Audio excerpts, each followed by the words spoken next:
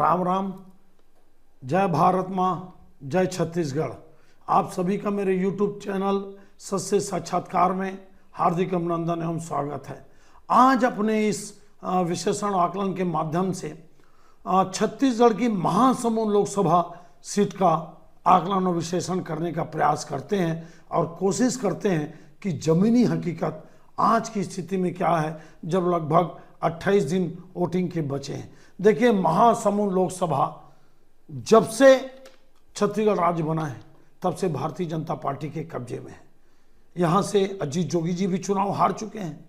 आपका भी चुन्नीलाल साहू जी सांसद थे, उनकी टिकट कटी। जिस प्रकार से कांकेर में मोहन मंडावी जी की टिकट, सिटिंग एमपी की टिकट कटी, उसी तरह से महासमुंद में चुन्नीलाल साहू जी की टिकट करी, जो लगभग 90,000 वोटों से चुनाव जीते थे। विधानसभा में क्या स्थिति थी? विधानसभा में महासमुंद जिला की 4 सीट में 2 में भाजपा, 2 में कांग्रेस, लेकिन बसना और सरायपाली जो 2 विधानसभाएं लगी हुई, जो बड़ी टिपिकल सीट है, जो उड़ीसा से चिपकी हुई सीट है, इन दोनों सीटों पे कांग्रेस को लगभग, आपको मैं बता रहा हूं, टोटल जो कांग्रेस को बसना में तो खैर भाजपा जीती, सरायपाली में एक 40,000 42,000 की लीड थी कांग्रेस पार्टी को। उसी तरह से खल्लारी में, इसी लोकसभा में जो खल्लारी सीट आती है, उसमें 37,000 की लीड थी कांग्रेस को। और भारतीय जनता पार्टी जो 2 सीट जीती, आपका बसना जीती 36,000 37,000 से, और आपका महासमुंद जीती 16,000 से। 2 सीट कांग्रेस के पास, 2 भाजपा के पास। धमतरी जिला में 1 सीट भाजपा के पास, अजय चंद्राकर जी खुरुद, और 1 सीट आपकी कांग्रेस के पास, ओमकार साहू। यहाँ पे रंजना साहू जी की हार मेरे को समझ में नहीं आई। मेरे को वो विश्लेषण आकलन, या विश्लेषण आकलन ना बोले, जो जनता का फैसला था वो मेरे को नहीं समझ आया। गरियाबंद जिला में 1 सीट कांग्रेस के पास और 1 भाजपा के पास, बड़ा उलटफेर हुआ। बिंद्रा नवागढ़ कभी हारने वाली भाजपा की सीट नहीं थी। छत्तीसगढ़ बनने के बाद लगातार भाजपा जीत रही थी। अभी जनक ध्रुव जो पिछला चुनाव हारे थे, इस बार जनक ध्रुव लगभग मात्र 816 वोट से चुनाव जीते। और राजिम में अमितेश शुक्ल जी, कांग्रेस के बड़े नेता, पंडित स्वर्गीय श्यामाचंद्र शुक्ल जी के पुत्र, लगभग 11,000 वोट से ये चुनाव हार गए। जबकि ऐसा लग रहा था कि बढ़ते बढ़ते चुनाव तक अमितेश शुक्ला जी बराबर की स्थिति में आ जाएंगे, लेकिन चुनाव कभी कभी प्रत्याशी ठीक से लड़ नहीं पाता। क्या स्थिति है? टोटल अगर आप जोड़ोगे पूरे 8 विधानसभा में, महासमुंद जिला की 4 सीट, धमतरी जिला की 2 सीट, और आपका गरियाबंद जिला की 2 सीट, तो कांग्रेस को यहाँ पे बढ़त है 9,500 वोटों का, करीब करीब कांग्रेस पार्टी को बढ़त है।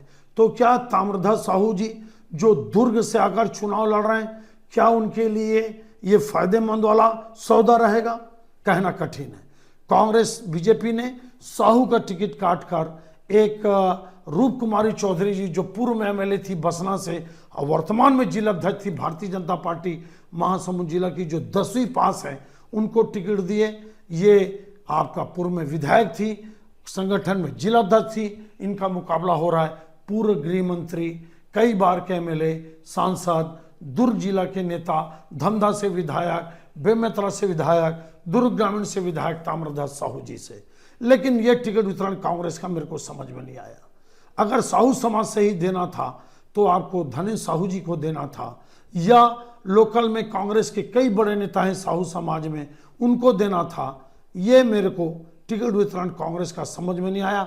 और भारतीय जनता पार्टी ने बहुत बड़ा रिस्क लिया जब एक Sahu, sitting MLA MP Sahu का टिकट काटकर चुन्नीलाल जी का एक अघरिया समाज की नेत्री, दबंग नेत्री रूप कुमार चौधरी को मैदान में उतारा है।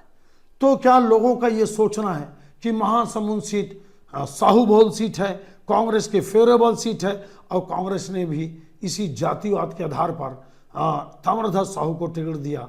लेकिन ताम्रध्वज साहू की राह इतनी आसान नहीं है।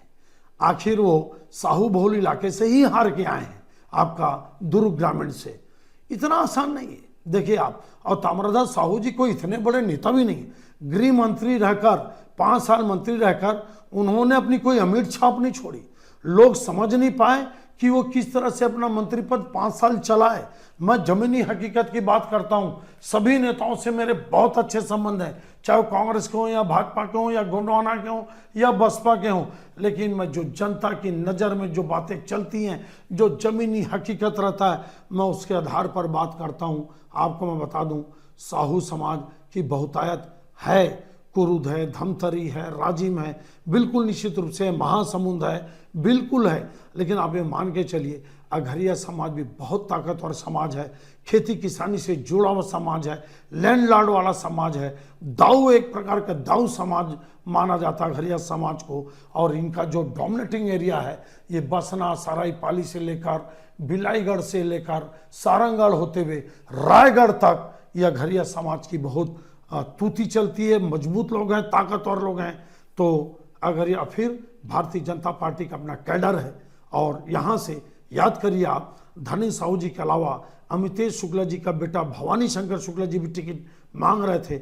मैं पहले बोला था, अगर साहू समाज से देना था तो धनी साहू जी से अच्छा प्रत्याशी कांग्रेस के पास मेरी नज़र में, मेरे आकलन में नहीं था। लेकिन अगर कुछ अच्छा करना था कांग्रेस को, युवाओं को, जैसे मैं आपको बोला था कि बस्तर में किसी नए युवा को देना था, भले कवासी लकमा के बेटे को दे देते आप, या लखेश्वर बघेल एक एमएलए थे उनको दे देते, यहाँ पे भी इनको भवानी शंकर शुक्ला को देना था। इसका संदेश पूरे 11 सीटों में जाता, शुक्ल परिवार से अगर देते तो। खैर, कांग्रेस को अभी तक कोई नहीं समझ पाया, राहुल गांधी को कोई नहीं समझ पाया, राहुल गांधी जी खुद अपने आप को अभी तक नहीं समझ पाए कि वो क्या बोलते हैं, क्या समझते हैं, उनके बोलने का क्या अर्थ निकलता है।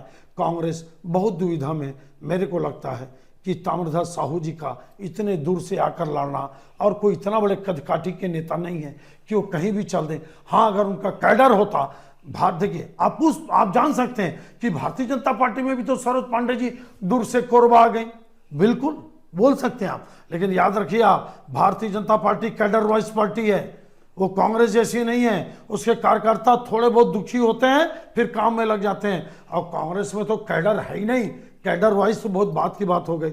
इसलिए मैं इस बात को बोलता हूं कि ताम्रध्वज साहू जी जिस सीट को आसान समझ कर आ रहे थे, मेरे को नहीं लगता सामने अघरिया समाज के प्रत्याशी होने के बाद भी, बताऊं आपको मैं किस किस सीट पे कितनी लड़ाई है।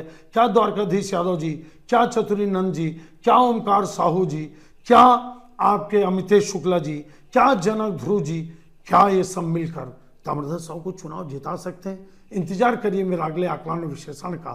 तब तक आप मेरे चैनल को लाइक और सब्सक्राइब करते रहिए। आपको मैं बता देता हूं, फिर महासमुंद सीट कांग्रेस को का जीत जाए इतना आसान नहीं है। अंतिम में एक लास्ट में रस में और आएगा। तब तक आप मेरे चैनल के साथ बने रहिए, लाइक सब्सक्राइब करते रहिए। आप सबका बहुत बहुत धन्यवाद। जय माँ भारती, जय छत्तीसगढ़, जय हिंदुस्तान।